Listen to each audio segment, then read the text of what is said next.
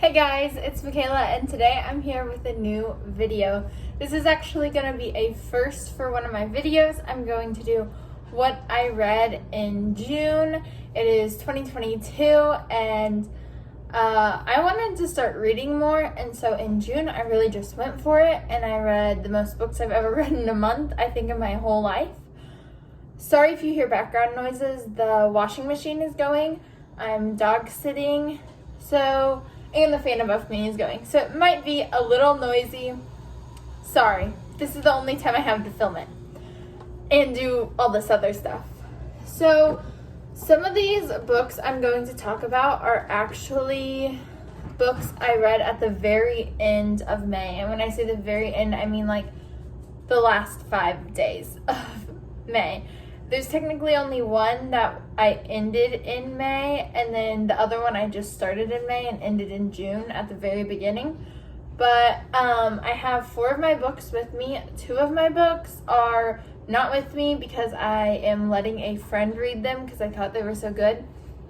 I'm very nice when reading books. That might change as I read more, but right now I'm a pretty nice,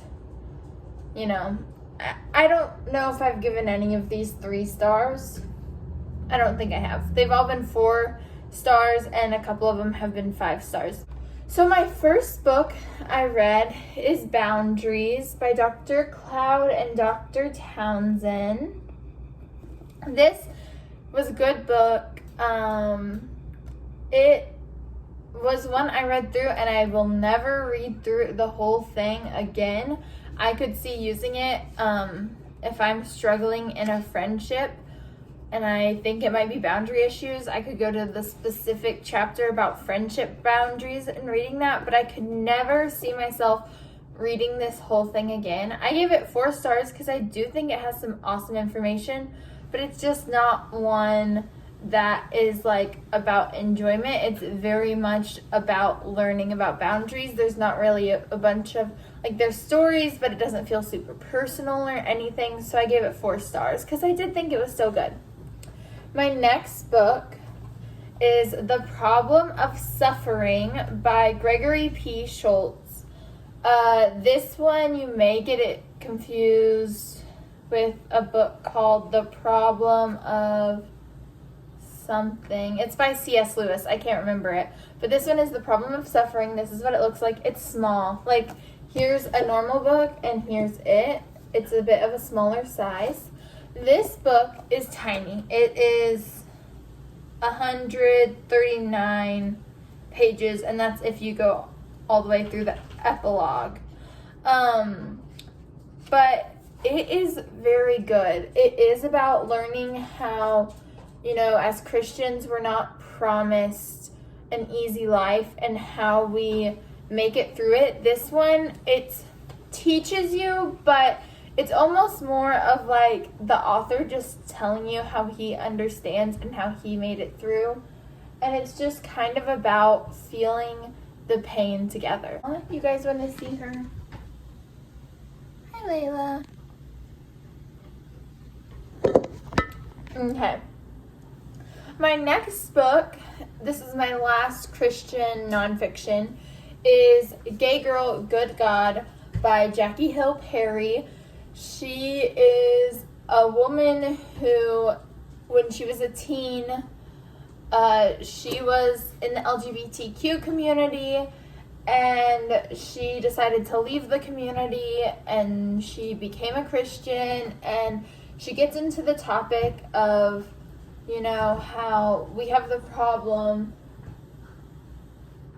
I don't know what they're doing over there.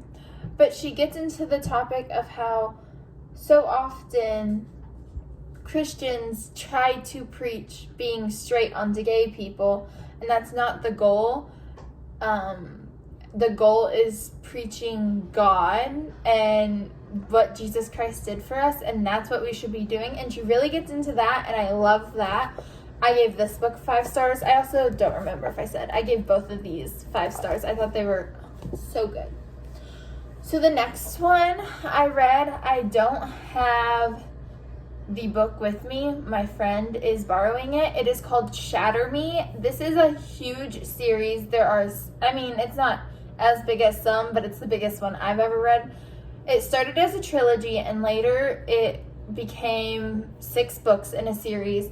And then it also has small books in between that are novellas. I say novella. I hope that's right. But my friend is actually borrowing that, so if I can get a picture of it, I'll put a picture in here for you. But if I don't have one, just Google it. You'll find it. But it is about a girl who, she lives in this dystopian society, and these people have she has this problem with her, and no one likes her, no one will talk to her or anything, she's kept in confinement. It's very good. It's so good. It does have adult concepts in it. They technically never go all the way, but there's intent. They want to, but they just keep getting interrupted, so it doesn't get there. But it is definitely, I would consider it adult. It's probably considered young adult, but most young adult books I would consider adult. If you don't like reading anything that has stuff that, might end up being sex, or if you don't like curse words in your books, don't read it. I 100% understand if you don't. That being said, it is a good book, and it does make you think about some stuff, and I found ways that I could relate it to real life. My next book I also don't have that I read is called It Ends With Us, I'm pretty sure. It's by Colleen Hoover. I think that's the actual title. I'll put a picture up here if I can get one for you too. And that one is very good, but it is serious, very serious. It talks about some things that might be triggers for people. It talks about sexual abuse, it talks about physical abuse and those kind of things, but it's so good. It talks about this girl, her current love, who she eventually marries, and it talks about her first love, and it's just so deep. And a lot of people either love it or hate it because of what it's about, but I think it teaches a great lesson about what it's like to be in a situation of domestic violence, and it just is so good. I love the ending. I know some people were really mad about it, but I personally loved it. That book I rated 4 stars because there was a lot of sex in it. I will read a book if it has it in it, but I would prefer it not to. If it's sex after marriage, I'm fine with that. I still don't want all the details about it, but it did have a lot of premarital sex, and I just don't agree with that personally, so I don't love reading it. But the book at the end of the day had a very good lesson to it, and so I didn't go down all the way to 3 stars or anything, so I just gave it 4. But it's one you want to really think about who you're suggesting it to first. They're playing now. The Shatter Me series book, I don't think I mentioned. I rated it 5 stars. There were some things that I personally wouldn't do in my life, but I just loved the book. It was such a fast read. I read it in 2 or 3 days, and it was so good. Layla and Finley, calm down. We got a little crazy one right here. Are you crazy? Okay, sorry about that. My last book I read was the first novella in the Shatter Me series. I was actually waiting for this to come in the mail because none of the bookstores around me have this series, and so I was waiting for it in the mail. And the first novella is called Destroy Me. It is in the view, or point of view, that's the word.